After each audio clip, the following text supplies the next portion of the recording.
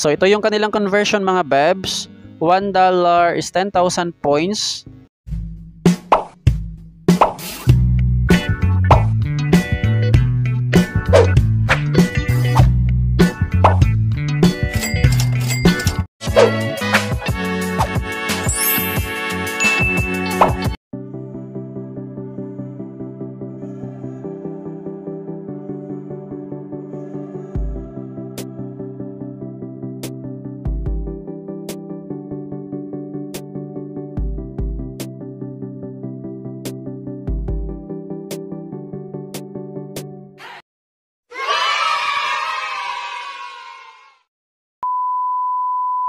So ito na nga po yung ating actual account mga bebs. Meron tayong balance dyan na 528,000 points.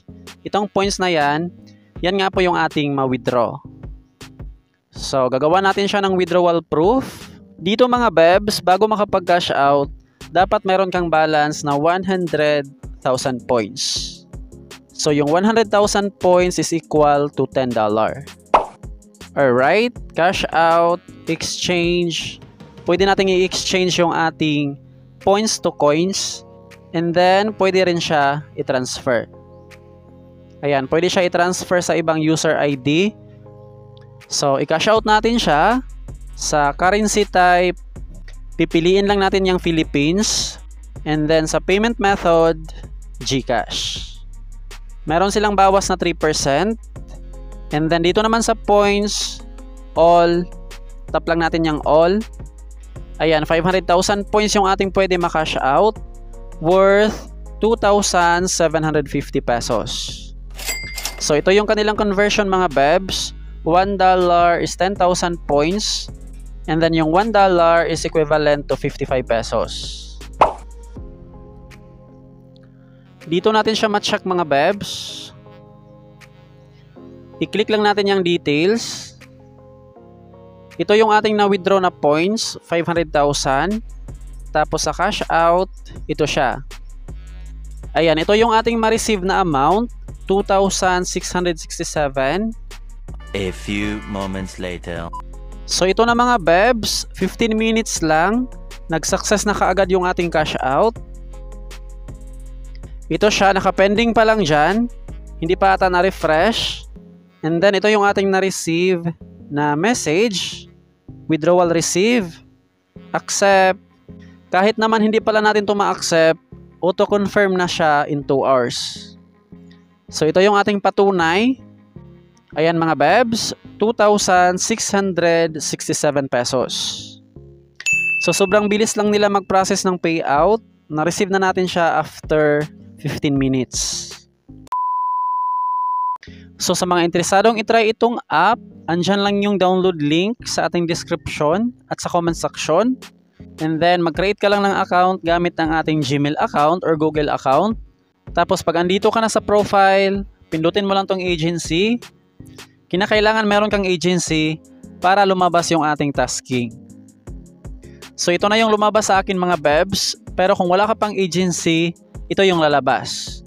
I am a host or create agency, click mo lang yang join agent, tapos input mo lang tong ating ID 1146446.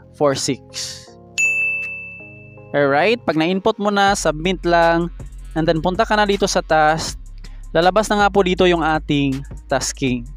So na-complete ko na yung task, pero sa mga baguhan pa lang, ito siya. Ayan, host on mic for 2 hours. 1,000 points, new host on mic for 1 hour, 2,000 points, 2,000 for 2 hours, and then 1,000 for 3 hours. Ayan, para makomplete mo siya lahat, dapat nakapag-live ka ng 3 hours. Paano ba mag-live? Tap mo lang yung go.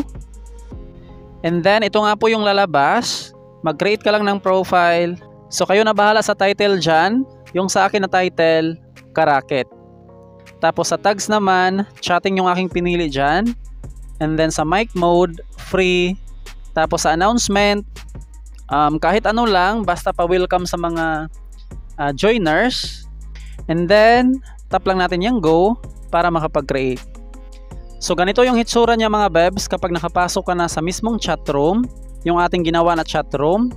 Dito ka lang uupo, tapos yung tips nga po dito mga bebs, para hindi nga po malak yung ating task, ay dapat hindi nga po naka-off yung ating mic. Paano naman malaman kung naka-off ba yung ating mic or naka-on? Ito siya. Screenshot na lang muna. Bawal kasi mag-record guys ng sabay. Kapag i-on natin yung mic sa mismong app, bale ma-interrupt yung ating recording. So ganito siya. Kapag mayroong ganyan na mic, meaning naka-mute yung ating mic or naka-off. Para ma-on yan, tap lang natin tong mic dito sa chat box. Ayan siya, itong logo na mic. Tap nyo lang, and then matatanggal na nga po yung naka-off na mic. So ganun lang naman. And then sa karagdagang rules, yung mga bawal, ito siya. Ayan, bawal may bata sa live. And then bawal magbanggit ng mga pinagbabawal na gamot, tapos alcohol. Bawal din multiple accounts sa isang device or isang cellphone. And then yung pang third, bawal mag-promote ng ibang application. Alright, meron pa dito sa baba yung mga bawal. Permanently ban kapag tahimik ka lang sa live. So kapag naka-on yung mic, pwede kang kumanta or kahit anong gawin mo dyan mga bebs, makipagchika ka ba, basta wag mo lang i-ignore yung ibang user para iwas ban ng ating account. Bawal din siya sa mga maiingay na mga lugar. Ayan. Tapos bawal din dyan yung about sa politics at saka propaganda. So ganun lang para maiwasan natin na malak yung ating mga task or maban yung ating account. Ito yung nakalak na account. Bali 3 na yung nag-chat sa Facebook, sa ating Facebook account, na bakit daw nalak yung kanilang tasking. Ito yung nalak. Sayang. Meron silang option para ma-unlock yan or mabalik yung ating mga task. Ito siya mga bebs. Dapat nakapag-earn ka ng at least 100,000 points within 7 days para ma-unlock nga po yung ating tasking. So mahirap ma-achieve natin yung 100,000 points kapag sa live lang, unless kung maraming mag-gift or manalo ka sa mga games. Dahil dito mga bebs, pwede lang natin bigyan yung ating sariling account. Like bigyan nga po natin ng gift yung ating sariling account, still counted pa rin siya.